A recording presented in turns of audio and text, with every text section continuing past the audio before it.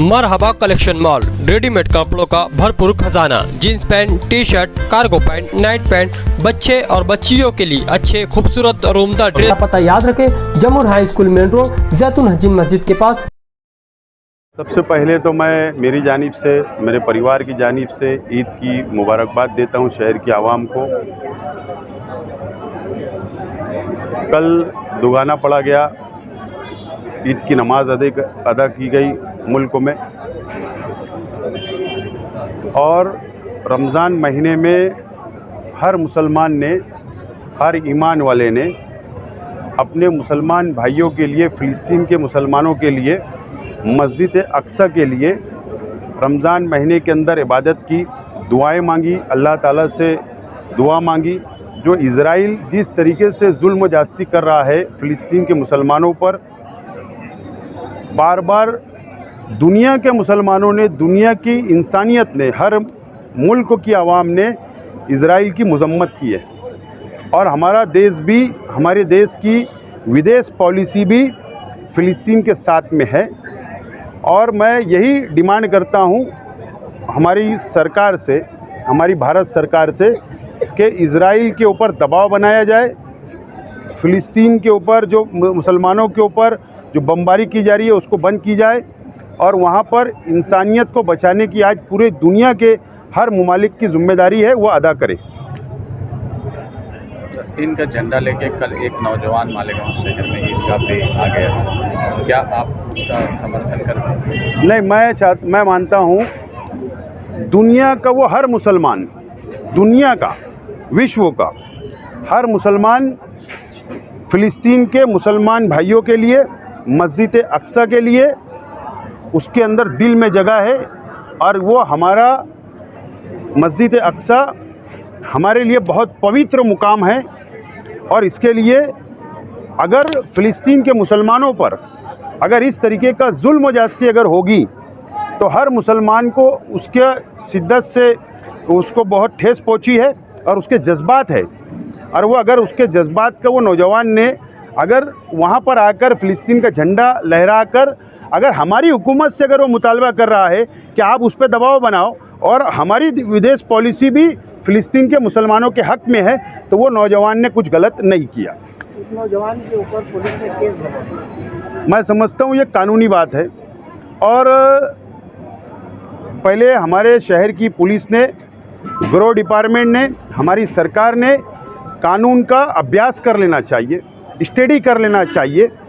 क्योंकि मैं खुद भी इससे पहले 4-5 महीने पहले जब ज़्यादा इज़राइल बमबारी कर रहा था फ़िलिस्तीन के ऊपर, तो मैंने खुद भी एहतजाज किया हूँ, बैनर लेकर एहतजाज किया हूँ। जमहूरी हक़ जो हमको दिया गया, हमने एहतजाज किया, उसने भी एहतजाज किया। तो हमारे पे क्यों गुनाह दाखिल नहीं किया गया? और आज उस पर क्यों? आज एकदम साफ बात है, फ़िरका परस्त तंजीमें जिस तरीके से मुतालबा कर रही है, उनको धुलिया लोकसभा का इलेक्शन जीतना है, ये मेरा साफ तौर पर मानना है। और पुलिस डिपार्टमेंट पे प्रेशर बनाकर इस तरीके का गुनाह दाखिल करके वो इलेक्शन जीतना चाहते। आपने कहा था कि मीटिंग लेकर मैं लोकसभा के इलेक्शन के बारे में कहूँगा। बिल्कुल, आज भी मैं दोबारा रिपीट कर रहा हूँ ये बात शहर की आवाम के लिए और लोकसभा मतदार संघ की जनता के लिए, कि कल भी मैंने कहा था कि मैं इच्छुक उम्मीदवार हूँ, आज भी मैं बोल रहा हूँ इच्छुक उम्मीदवार हूँ। मैंने ऐलान किया था कि ईद के बाद मीटिंग ली जाएगी, और हम लोगों ने हमारा लेटर, पत्र व्यवहार राष्ट्रवादी कांग्रेस पार्टी के पास हमारा प्रपोज़ल हमने भेजा है। उसका रिप्लाई मैं चाहता हूँ कि आने वाले जुमा तक हम लोग ले लें, और उसके बाद कार्यकर्ताओं की मीटिंग बुलाकर फैसला किया जाएगा। अगर ऊपर हमारी जो बात होगी उसके ऊपर हम कार्यकर्ताओं में चर्चा करेंगे, और अगर बात हमारी मान ली जाएगी तो फिर कार्यकर्ता जो बोलेंगे वो फैसला किया जाएगा। लेकिन आज भी मैं उम्मीदवार हूँ। आघाड़ी का जो उम्मीदवार अभी डिक्लेयर कर दिया गया, नहीं, आघाड़ी का उम्मीदवार डिक्लेयर किया गया, बिल्कुल मैं स्वागत करता हूँ, वेलकम करता हूँ। अभी मेरी ऑफिस के ऊपर भी आए, हमसे मिले। और एक मेहमान जब आता है अपने घर के ऊपर तो ज़रूर उसका इस्तकबाल होना चाहिए, नंबर 1।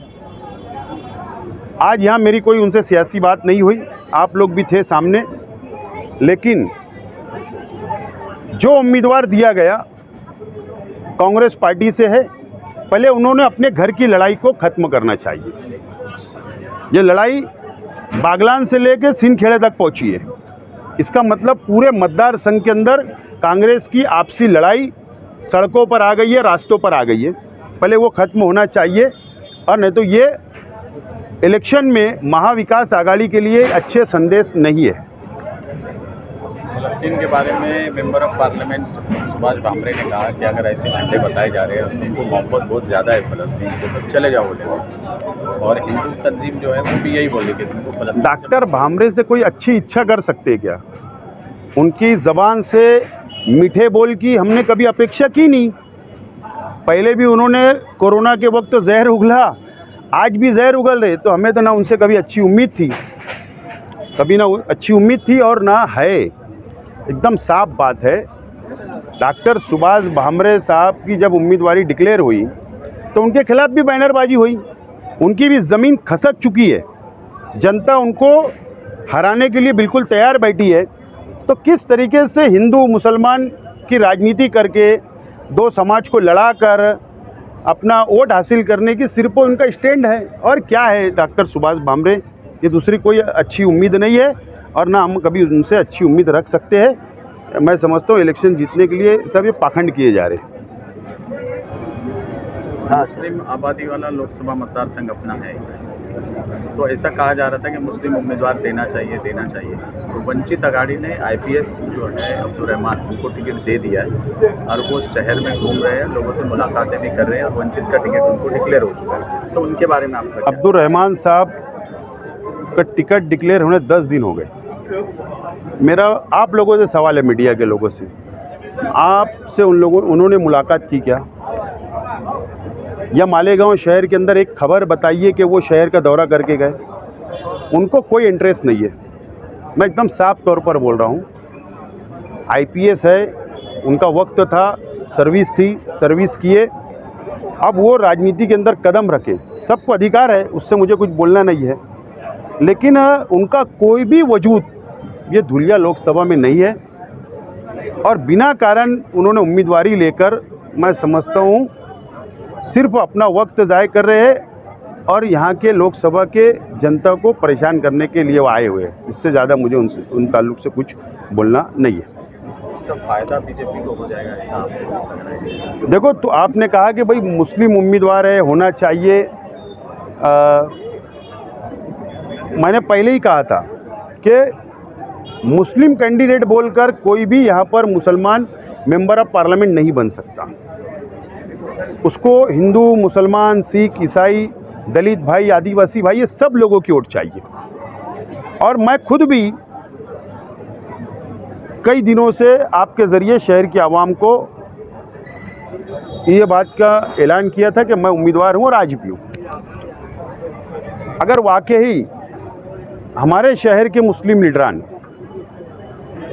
या धुलिया शहर के मुस्लिम लीडरान या हमारे दलित भाई, अगर वो संविधान उनको और हमको मिलके बचाना है, जो इस देश के घटना और संविधान को जो हिंदू भाई मानता है, अगर उनको संविधान बचाना है, तो मेरी यही रिक्वेस्ट है कि हमारे तमाम ही लोगों ने अगर मुझको कहा कि हम एक मत से, एक राय से शेख आसिफ को उम्मीदवार बनाना चाहते, तो ज़रूर मैं उसके ऊपर सोच विचार करने के लिए तैयार हूँ।